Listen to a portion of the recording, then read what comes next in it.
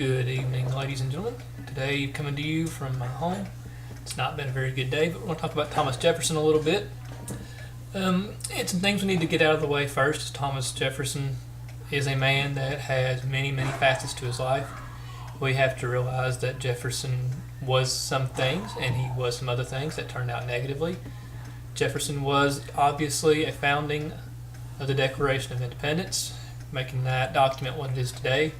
Had a lot to do with him. A lot of his ideas on state and religion is due to Jefferson in Virginia. So he has done a lot of great things. We also have to keep in consideration that he is very controversial. He does things that were not always seen as the best. Looking at his policies with the slaves he owned, we know that he had children with many. He had a lot of relationship with one very in particular slave, Miss Sally. And with this, we have to really evaluate how we look at Jefferson. Yes, he is a great American hero for independence and freedom, but we also have to look at a moral standpoint of Jefferson. And we also need to keep in mind that possibly we need to think of Jefferson more as the world saw him back then and not as we see him today. I, for one, don't want to be judged 200 years from now on how I live my life from the moral standards of how people live their life 200 years from now. I'm sure it's going to be much, much different, and we're going to have the same critiques of people then as we do today. But Jefferson still, all his many accomplishments and all that he did, his home in Monticello, it's amazing things that Jefferson was able to pull off. He is a man that was respected by all. When he spoke, people listened. So we can't just go about thinking this and that about his policies with the slaves and not give him actual credit for what he did. I mean, he was the third president of the United States. He believed in trying to get these things worked out so that we would become a free and independent country. So, I mean, yeah, again, bad things happen, but he's still trying to do what he can for the country to make it better. And for some reason, my notes I have on here froze up, so I'm looking down trying to get them back up. Because I do have some really interesting things to tell you and some facts about some things.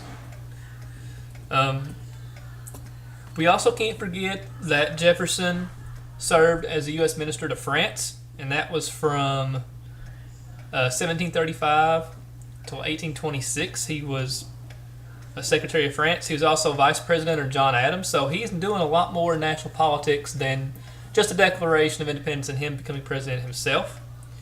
He believed that the national government should have a lot of limited roles. He did not want a huge, huge government, and this will get us into a debate about Federalists and Anti-Federalists.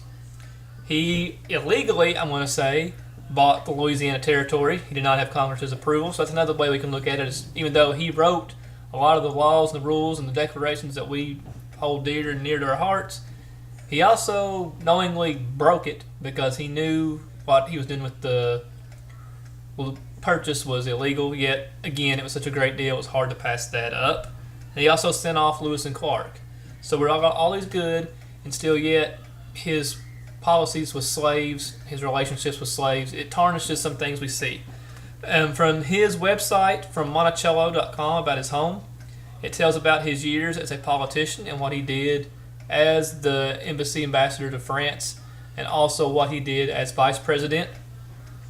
And we also need to think that in 1815, Jefferson sold his 6,700 volume personal library to Congress for $23,000. It replaced all the books that was burnt by the British in the War of 1812.